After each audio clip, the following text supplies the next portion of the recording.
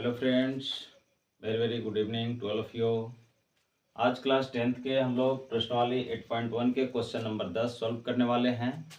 और इस क्वेश्चन में दिया हुआ है कि त्रिभुज पी क्यू आर में जिसका कोण क्यू समकोण है।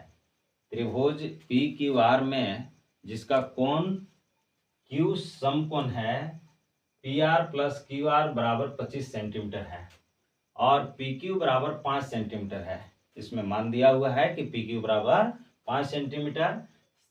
साइन पी, कोस पी और टेन पी के मान ज्ञात करना है। हम लोग हल करेंगे। इसमें सबसे पहले हम लोग देख रहे हैं कि एक त्रिभुज की रचना करना है जिसका नाम रहेगा पी क्यू आर। तो इस तरीका से हम लोग एक समकोण त्रिभुज बना लेंगे।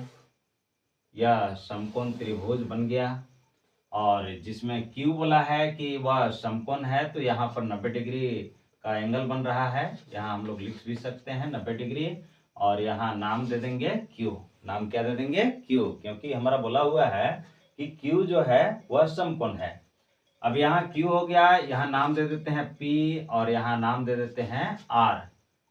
अब हम लोग देख रहे हैं यहाँ कि पी क्यू बराबर 5 सेंटीमीटर बोला है, तो पी क्यू बराबर कितना लिखेंगे? यहाँ 5 सेंटीमीटर। यहाँ 5 सेंटीमीटर हो गया। यहाँ पी आर हमें पता नहीं है और क्यू आर भी पता नहीं है, जिस कारण से हम इसको मान सकते हैं कि इसको x मान लिए और इसको y मान लिए। जब एक के x और एक का y मान लिए, लिखेंगे त्रिभुज पी क्यू आर में। त्रिभुज पी क्यू आर में, पी क्यू आर में क्या क्या है इसमें देखना है कि पी क्यू आर में यह भुजा पी क्यू बराबर 5 सेंटीमीटर दिया हुआ है और एंगल क्यू बराबर जो है वह 90 डिग्री दिया हुआ है। और यहाँ क्वेश्चन में दिया हुआ है कि P R plus Q R बराबर 25 सेंटीमीटर। यह क्वेश्चन में दिया गया है। इसको लिख सकते हैं कि दिया है। अब हम लोग हल करेंगे।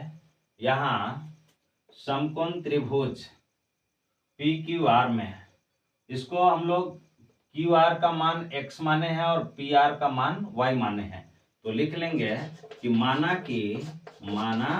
कि क्यू आर बराबर x सेंटीमीटर तथा पी आर बराबर y सेंटीमीटर। इसको हम लोग मान लिए। अब ऊपर में इरेज कर देते हैं क्योंकि नीचे जगह नहीं है, तो ऊपर हम लोग इरेज कर दे रहे हैं।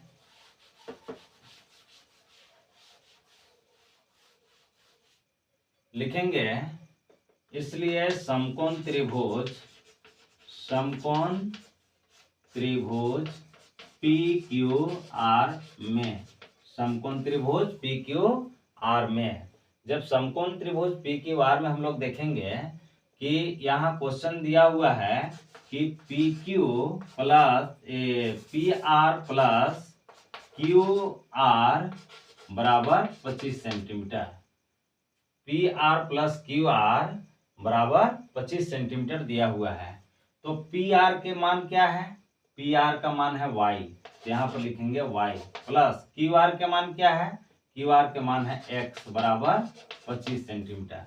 अब y को हम लोग यहीं पर छोड़ देंगे और 25 प्लस x है, उधर जा करके माइनस x हो जाएगा। तो y बराबर कितना हो गया? तो y बराबर जो है 25 माइनस x हो गया। यहाँ पर लिखेंगे 25 माइनस x। जब हम लोग यहाँ y बराबर 25 माइनस x देख लिए, तो समकोण त्रिभुज में हमें देखना है, पाइथागोरस प्रमेय का रूल लागू करेंगे। इसलिए पाइथागोरस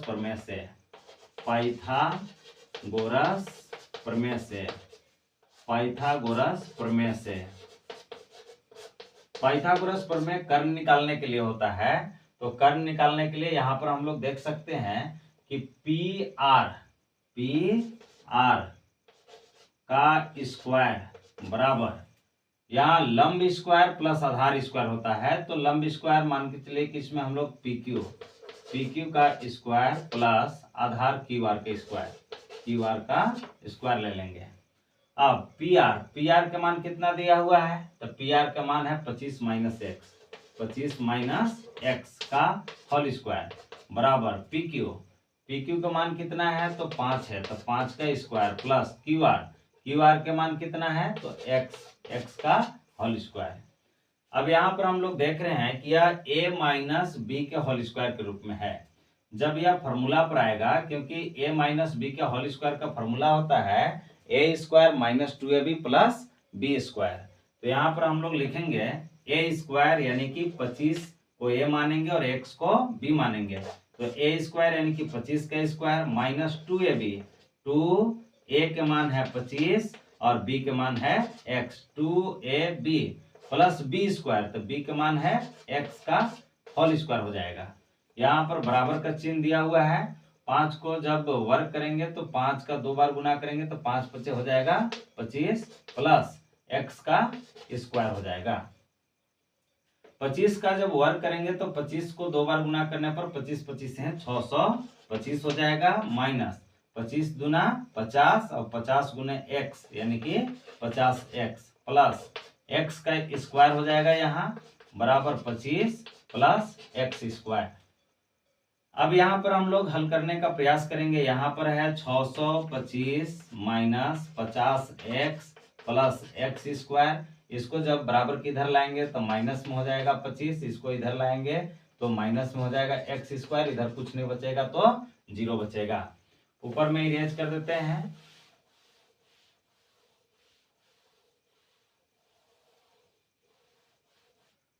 अब हम लोग देखने वाले हैं कि यहाँ 625 है, 625 में से जब 25 को घटा देंगे तो केवल बचेगा 600, कितना बचेगा 600 बचेगा। और यहाँ पर माइनस 50x है और कोई x में नहीं है, तो यहाँ पर लिखेंगे माइनस में 50x और यहाँ प्लस में एक्स स्क्वायर, यहाँ पर माइनस में एक्स स्क्वायर, ये दोनों जो है कट गया बराबर 0।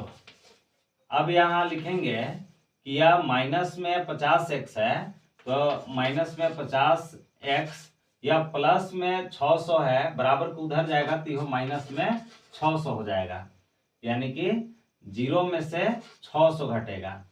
तो ये अभी हम लोग माइनस 50x बराबर 0 में से जब माइनस में 600 करेंगे यानी घटाएंगे तो माइनस में 600 बचेगा, यहाँ के माइनस कट जाएगा। अब यहाँ x बराबर यह 50 गुना में है तो बराबर को उधर जाएगा तो भागा में हो जाएगा, 0 0 कट गया, 5 एका 5 और 12 पचे 60, यानी कि x बराबर निकल गया 12। x बराबर कितना निकल गया 12। जब यहाँ x बराबर 12 निकल गया तो यहाँ पर हो जाएगा 25 माइनस 12 यानी कि निकल गया 13। y बराबर कितना हो गया 13। इसलिए अब हम लोग का क्वेश्चन है, क्वेश्चन कहता है इसमें कि साइन